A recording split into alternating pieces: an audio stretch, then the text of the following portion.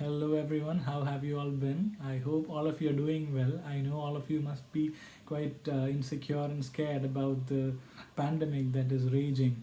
But all I want to say to you is that don't worry, just take all the necessary precautions that the health department and the authorities are giving us, and we'll be cautious and we'll remain safe and we'll overcome this pandemic. Now, I hope all of you must have listened to the inspiring speech by Chaplin from the movie The Great Dictator. I hope you would have enjoyed it and you would have understood the relevance of it also. You must have seen how Chaplin, an artist, a filmmaker, is actually responding to a social crisis that is happening there. The Nazi Holocaust or the intervention of Hitler is probably one of the most cruelest or most brutal episodes in human history. Now, see how an artist or a filmmaker like Chaplin is responding to that very creatively. I always believe that artists or writers or filmmakers or anybody who's creative actually uh, responds to these kinds of things very creatively.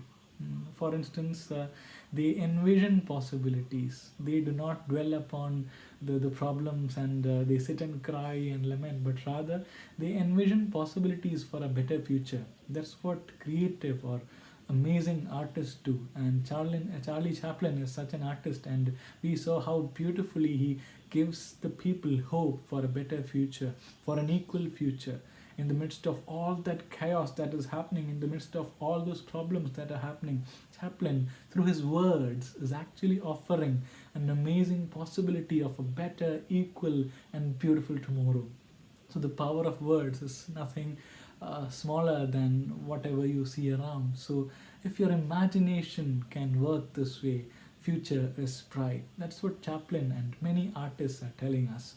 So we must have been learning many texts in the course of our study in this paper signature. So apart from discussing about Chaplin and his speech, which we have already done, I also want to give you a brief insight about why actually we have a text like signatures in our syllabi.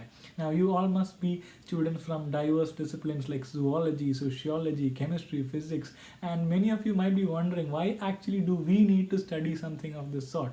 Why do I have to study a work like this? Probably to improve my language, probably to improve my English.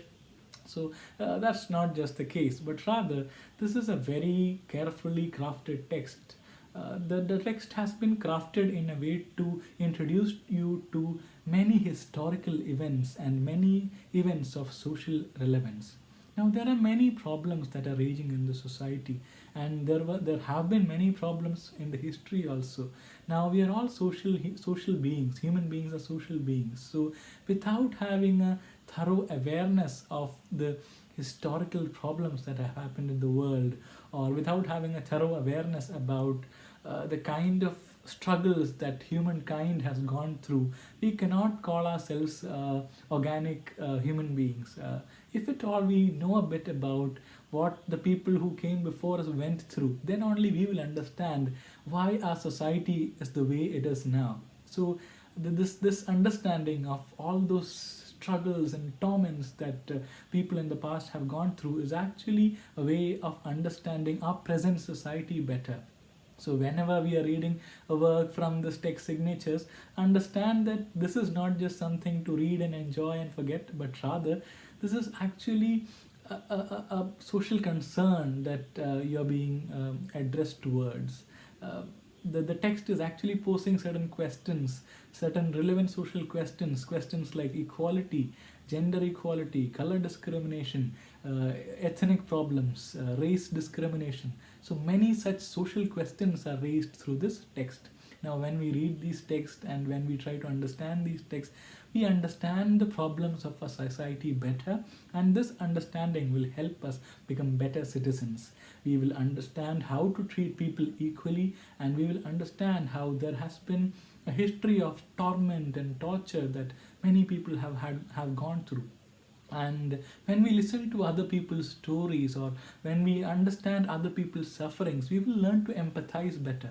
We will learn to connect better with other people's lives, or we will be able to put ourselves in the shoes of other people.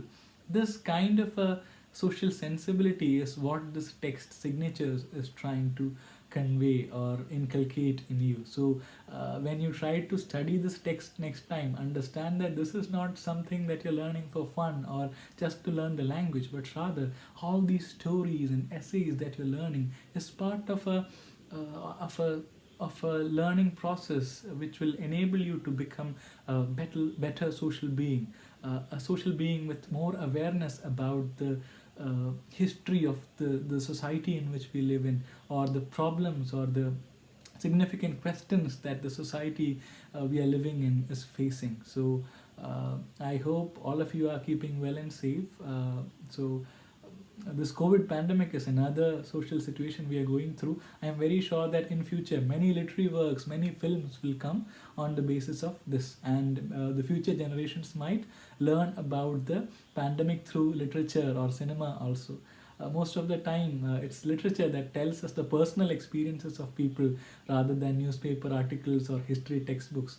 So, when the future generations will read the stories written by the people of this time, they will understand the emotions of people during this COVID pandemic. So, similarly, the text has many such instances of the personal and emotional experiences of people during historical events. So when you read the text, try to understand this also, that you're reading something very important, that you're reading something which might just make you a better person, which might just make you a more enlightened person, a better social being. Thank you.